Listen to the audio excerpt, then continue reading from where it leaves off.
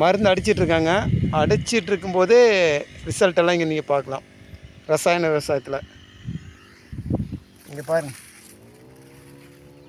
தண்ணிக்குள்ளே இருந்த மீனுங்க இறந்துருச்சு. புழுகளும் உடனே செத்து தான் மிதக்குது. அதையும் நீங்கள் பார்க்கலாம்.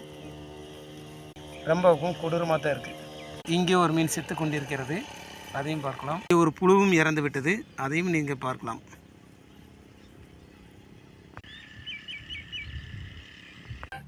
மீன் புழுவெல்லாம் செத்ததை பார்த்தீங்க. அந்த மீன் புழுவெல்லாம் சாகிற காரணமான விஷங்கள் இவர்கள் தான்.